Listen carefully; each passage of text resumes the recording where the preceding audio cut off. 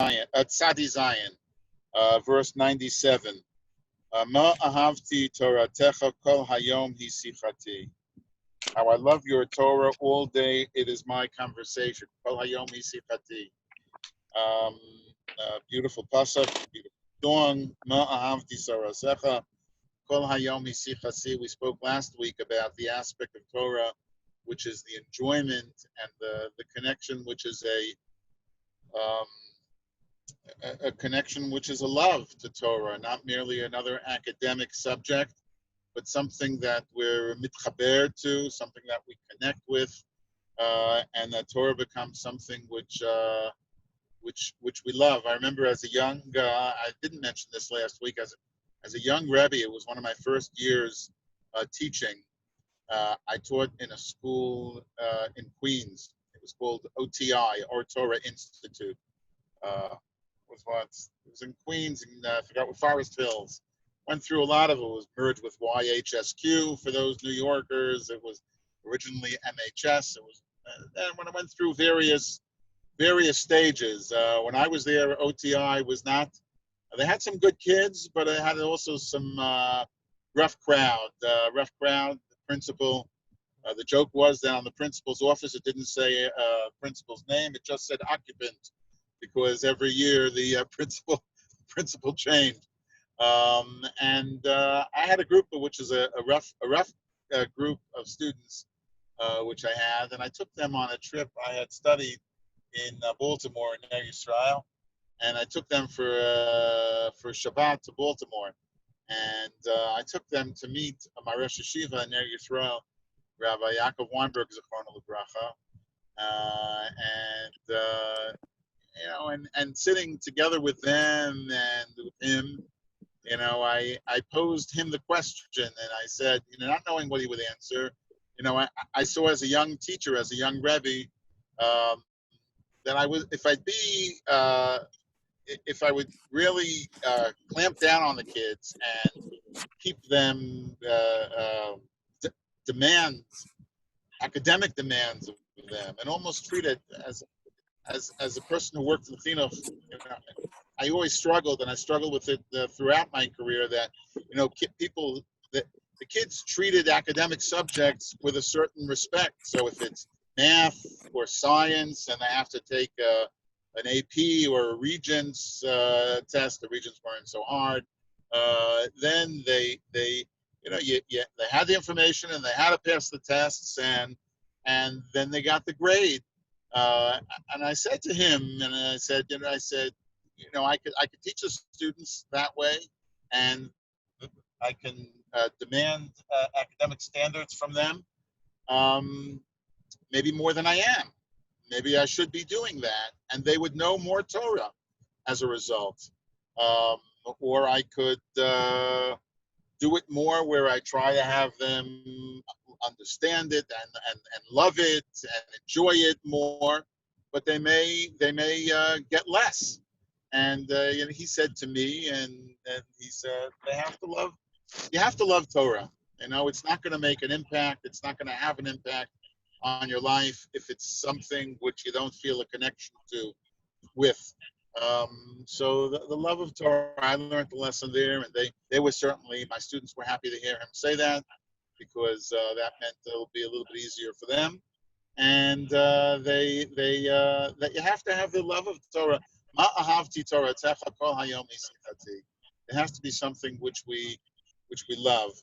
And what I wanted to just point out here in these mems is, mem, the letter mem, when used at the beginning of a word, it means from. Where does it come from? Where do we get it from? And I look at these psukim sometimes, that if you look at these psukim from mem, it sort of jumped out at me that the lesson here is that if someone truly loves Torah, then it doesn't make a difference who you get it from. The idea is to get it because you love it, and you. Oops. So that's it. Okay. Okay. So if you look at the psukim, it's ma ahavti toratecha, kol hayom isichati. And then it says, me oivai tichak meini. I even gather the wisdom from my enemies. I gather knowledge even from those who are my enemies. If it's important to me, the knowledge, then even if it's from my enemies, I'm ready to take it. Yeah, it's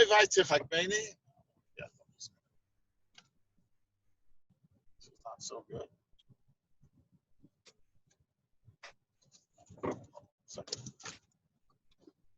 Slichat Hayotze? Okay.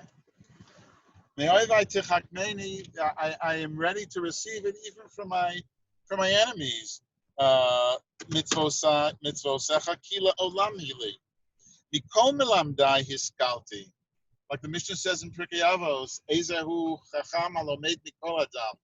I'm ready to learn from Mikol melamdai hiskalti. From all my teachers I grew wise. Ki edvosecha sichali. For your testimonies are a conversation for me. Mizkenim esbonan, ki fikudecha natzarti. Mikol orach ra, from every, I got it from Zakanim, I got it Mikol Malamdai, I even got it from my enemies. What's the Mishnah in Pirkei Avos says? I learned from my teachers, I learned from my chaverim, but maybe I learned the most from my students. I learned even from my students. A person who genuinely wants to learn and wants to grow is not embarrassed or not ashamed. It's about getting the knowledge and learning it, and it doesn't make a difference who it's from.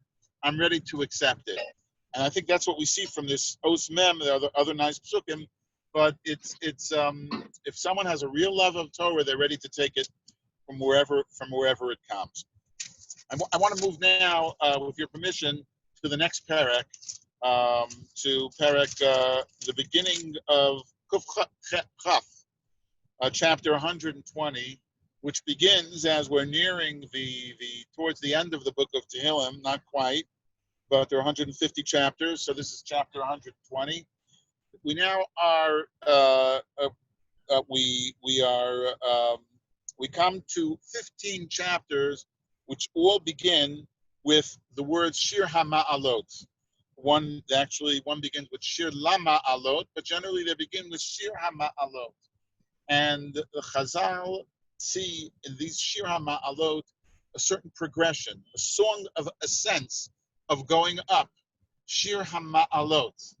And the Gemara connects these Shir HaMa'alot to the 15 steps that there were in the Beit HaMikdash, going up from the Ezrat Nashim to the Ezrat Yisrael. There were 15 steps, which were rounded. On those steps, the Leviim stood on those steps, and the band, that was pretty much the bandstand on those 15 steps. The Leviim stood also on those steps, and they sang and they played the instruments for the in the Beis Hamikdash. So this was Shir HaMa'alot, which corresponded to these 15 steps which were in the Beit Hamikdash, the Ma'alot. In one hand, 15 steps, the Ma'alot of the song, of the singing. And the Gemara says it also relates to something else, this Shir HaMa'alot. It also corresponds when David HaMelech, it says, built the Beit Hamikdash. He said these Shir HaMa'alot, or he did something. The Gemara has different opinions exactly what happened, so that the water, the Tahom, the water which is inside in the earth, under the ground, would rise up and sort of even irrigate and give moisture and life to the land, to a point where it was going to threaten to flood the land, and therefore David had to do something to stop it from going up even further. But this idea of Shir HaMa'alot, that there's a connection, I don't know exactly. I think the connection is that it relates to all of these things, whether the steps which physically go up, or whether it's the shira of the Levium, which is uplifting, or whether it's the water, the irrigation, which gives life to the land, to the earth. There's an element in all of these things of giving, of uplifting, of reaching from one level to the other level, to striving for something more. The Mefarshim talk about how these prakim go and are almost a step-by-step process, and it's hard to see, honestly, and we'll see some of these prakim. I don't fully really see how it's all how it really works out that way, how each one is a progression. But Rav Hirsch talks about how it's a progression going from Galut to Geula, these Shir Hamalos is.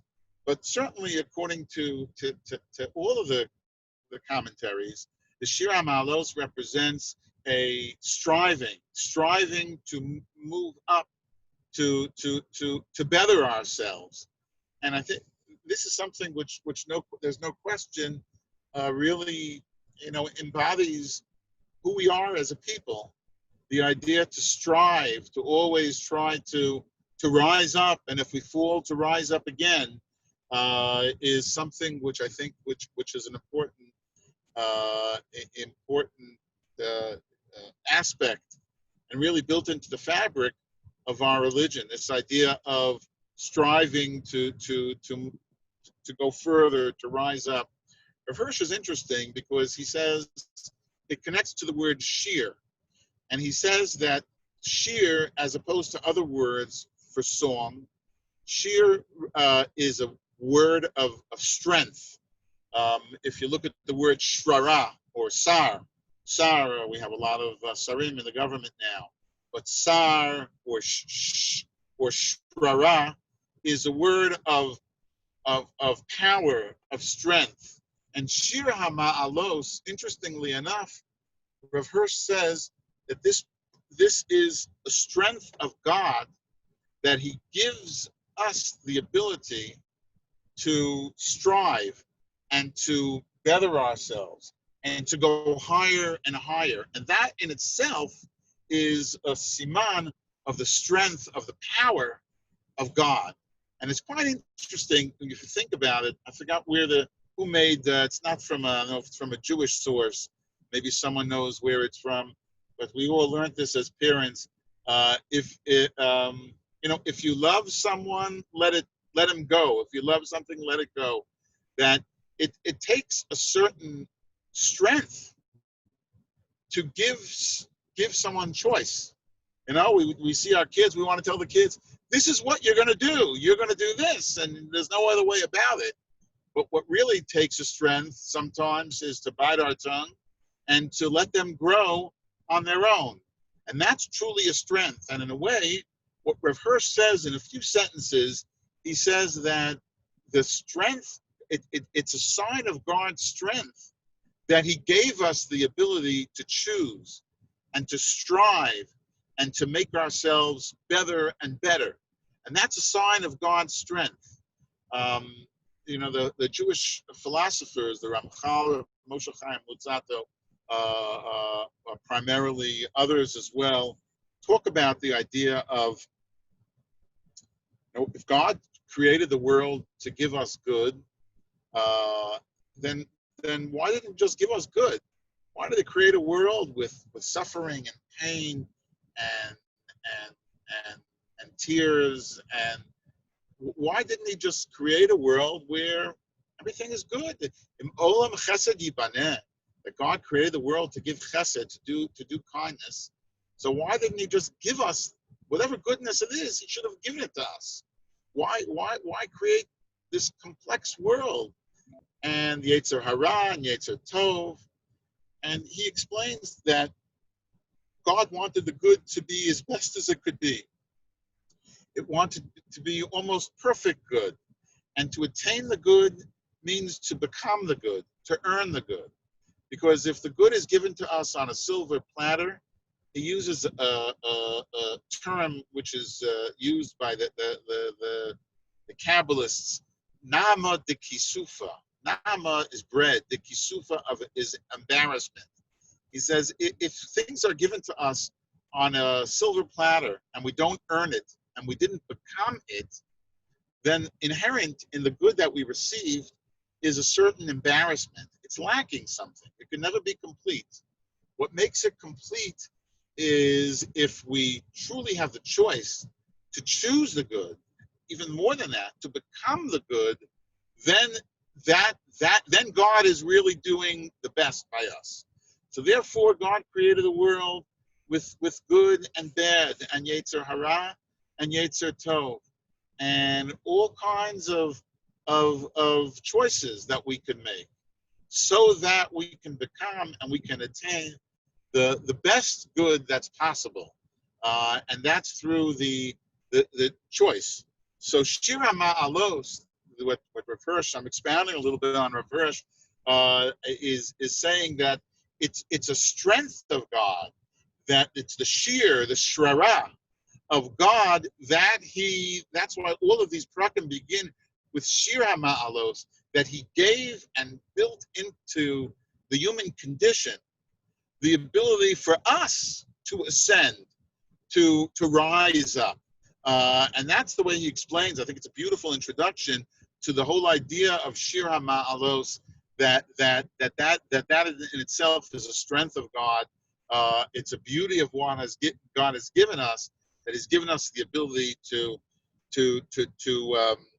attain and to strive and to become the good that we want to attain in life. Let's look at the parak now, Kuf Chaf, a little bit. Now this parak talks about talks a little bit about, according to some of the Mefarshim, it's like starting in the Galus. It's like you're ascending, but this is talking about almost when we're in difficult times, when we're living, according to some of the commentaries, that it's the hardships of Galus cause us internally to treat each other not so well. And we know it's true that sometimes when people are going through hard times, when people live the mitzukah, so they don't, Gemara says, when people have it good, then it's nice, it's easy to share, it's easy to have an ayin tova. When a person has it harder, when life is more difficult, so it's harder to have an ayin tova. It's more, it's easier to have an ayin sarah, the chavero, not to necessarily see the good in another person, because hey, it's hard for me and life is difficult, and I'm not gonna we use the word people, it's different generation, you don't hear to fargin, my mother used to say, to fargin another person. So in this pasuk, in this parak, it's talking about on one hand, when people are in gullus, we don't treat each other so well. Oh, there's a spot. I wonder if I can get it. I guess that guy is. All right. Actually, in Hebrew, they say lefargain. Isn't that interesting? Right. Lefargain. That's true. Very true.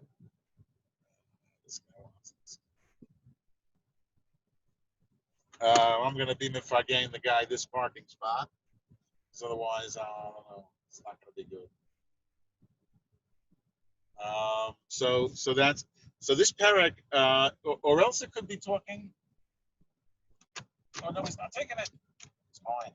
Excuse me 1 second. I got to take this spot. Torah is important, but as a New Yorker, this is a parking spot here. So this parak, if you look at it for a moment, he talks about people, not being mitfargen, and people talking not nicely about each other. According to others, it's not referring to the way Jews are treating each other, but according to the way that we have to deal with the nations when we're in Galus. But whatever it is, this parak, if we look at it now, okay, I'm in. What we're looking at is the way people treat each other, which is not a positive way. Look at for a second. Shir Amalos El Hashem, Batsara Sali, Hashem, a song of ascents to Hashem in my distress. But Sarasali Karasi, I cried out to him. I cried out, Va'aneni, Vaya'aneni, and he answered me. Hashem, Hatzila Nafshi, save my soul. There are different kinds of sorrows that I can go through.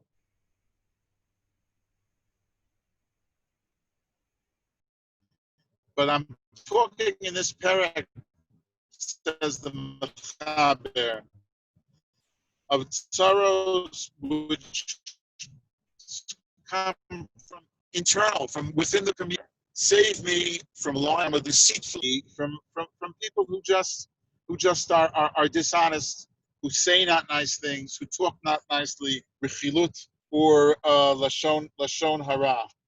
And the next pasuk goes on. Ma yitain lecha, what can he give you? Uma yosif lach lashon remiyah. And what else? What can he add to you? Lashon remiyah, a deceitful tongue.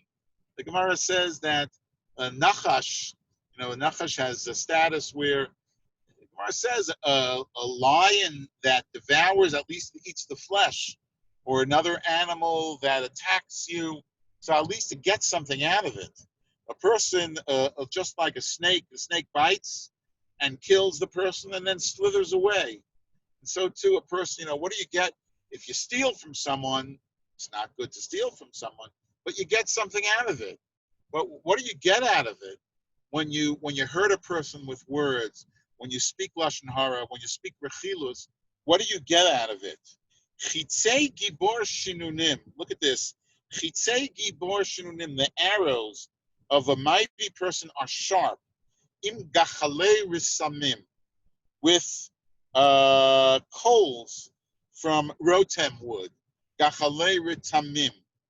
And the Mitsuda, says, I think Rashi says as well, that these, when a person speaks lashon hara, it's like a sharp knife, that it could do damage even from a sharp arrow. Even from far away. We know lashon hara, you could speak it, nowadays over the telephone. You can it could traverse thousands of miles. Lashon hara that you write on a WhatsApp, that you write on an email, that you speak over the telephone, like an arrow which is shot here and does damage far away. It's referring to lashon hara that could do damage even far away.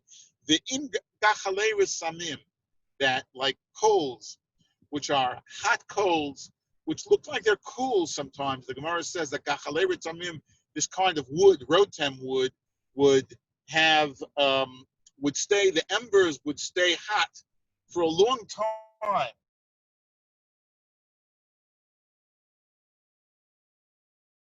The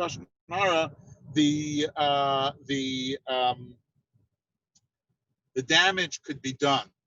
You could speak lashon hara, but the embers of the words that you said, of lashon hara that you spoke, can do damage even for a time which is much later. Oya, says the Gemara, which sounds like oy. Look, oya pasuk hey, oya li kigarti meshech, because I dwelled with the. Now meshech, according to some of the Mefarshim, is a name of a nation.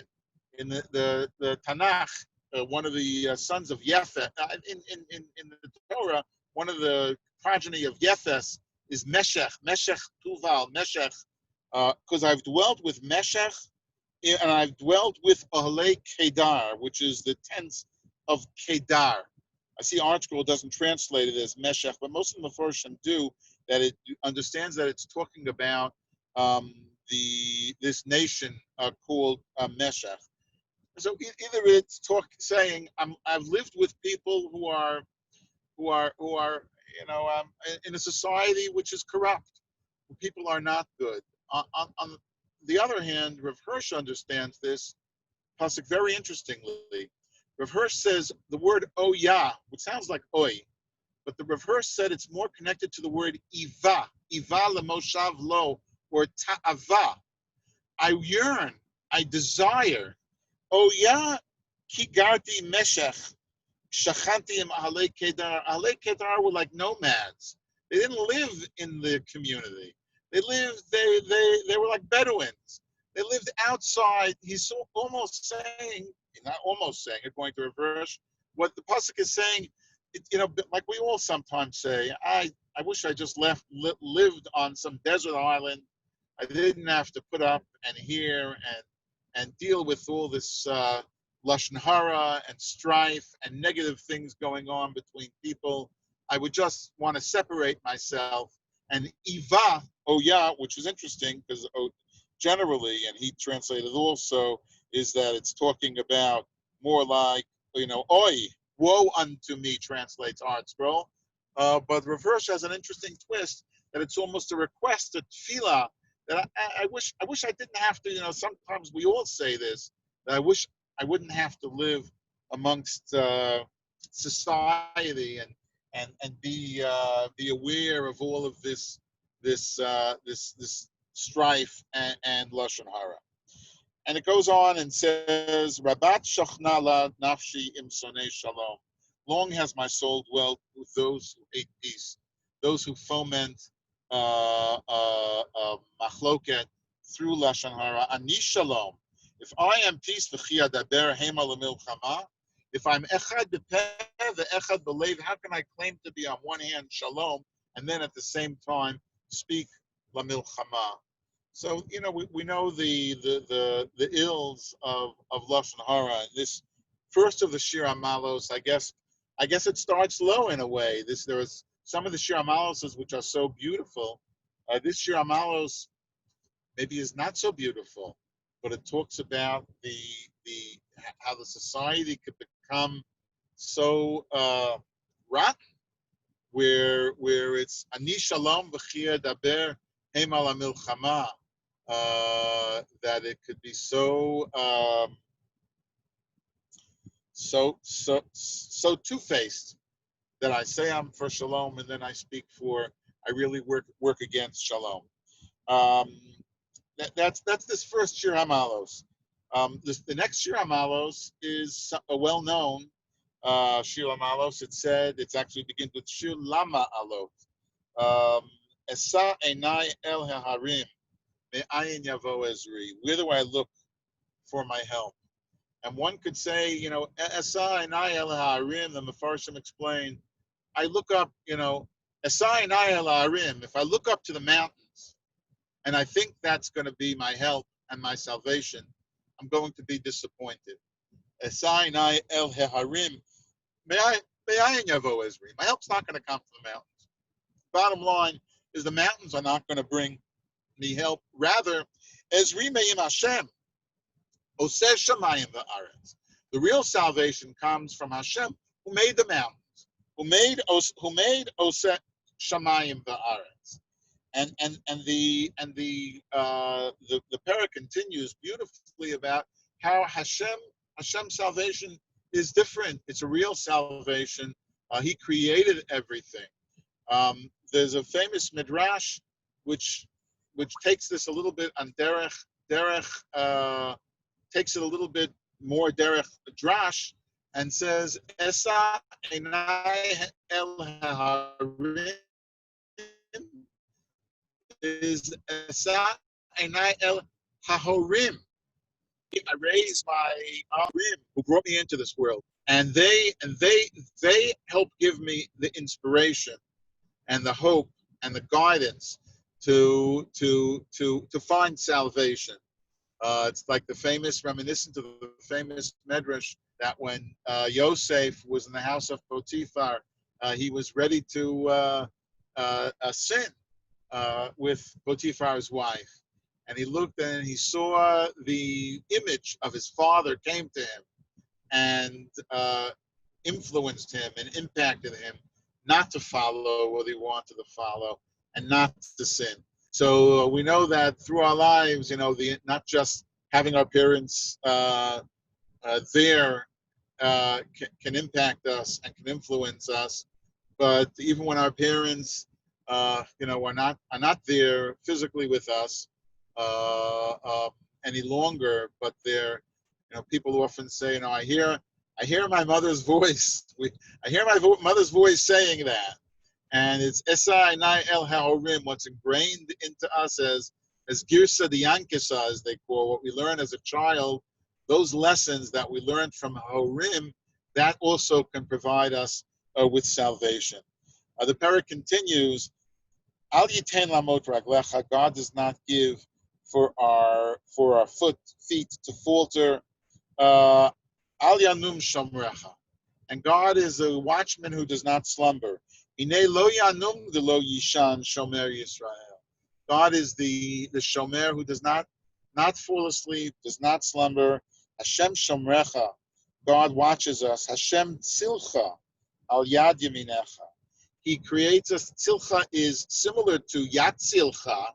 He saves us, but tzilcha also is he shades us. He protects us with his shade, like tzil. Hashem tzilcha, with his right hand, through love. He tzilcha al yad yaminecha. Yomam hashemesh lo yakeka v'yareach b'layla. By day, the sun will not harm you, nor the moon by night. He protects us from not just one type of evil which could befall us, whether it's the shemesh, whether it's the yareach, whether it's the heat, whether it's the cold. God knows our needs, and his protection and his Ezra is there in all those forms. Hashem Yishmarcha, and it continues with that theme, Hashem Yishmarcha mikol ra, from any type of ill, spiritual, physical, any type of ill, Hashem could be there to help us. Hashem Yishmarcha mikol ra, Yishmar et nafshecha. He will guard our lives, our neshamot, our souls. Hashem Yishmor tzeitcha uvoecha. And here the parak ends with, I think a beautiful idea. Hashem Yishmor. There's Tzeitcha Uvoecha. There's the departure and the arrival. Even in the moments of departure, even in life and in death, the comfort of Hashem being there, of having, and it takes emunah. It's glib to say these words, and it's, David HaMelech is saying these words, but to really feel this takes an avoda, which each of us has to try to internalize. It's not like a simple thing where just saying the words, but it doesn't mean that I think it's simple certainly not for me. But to really believe Hashem Yishmor Tzeitcha Uvoecha Me'ata V'ad Olam, that it's something which is not just all kinds of evil, and not just protects me from the spiritual, from the physical, from the sun, from the cold, but even in the points of departure, even the Tzeitcha, Hashem Yishmar Tzeitcha Uvoecha, even b'Tzeitcha, Hashem is there with us to protect us and to offer us his help. And that's Perek Kuf Kaf Aleph. Rav Moshe, can I just add something that I learned from Rav Stavski, I believe, who recommends before we take the 3 steps back in the Shemona Esrei to say this Perek of Tehillim, specifically with the names of our children who are in need of a zivug. So really? It's the Horim. Okay. Gracias por Wow. Wow, that's very powerful. I never heard that. All right, I know. I hope other people were able to hear that. I think that's beautiful, and it should be skama, but certainly. I can hear that. Can she repeat it, please? It was knocked out for some reason. Yeah, I learned that Rav Moshe Kanievsky taught that you should say this perek before you take the 3 steps back in the Shemona Esrei, to say the entire perek b'feirush with specific names of our children who are in need of a zivug, mat'im v'hagun. You know, so it's obviously a takeoff on the midrash that you just taught us. That haharim is hahorim, davening for the children. That's beautiful. That really is beautiful. Okay, our tefillos should be mekuyam. I'm gonna sign off a little bit because as it is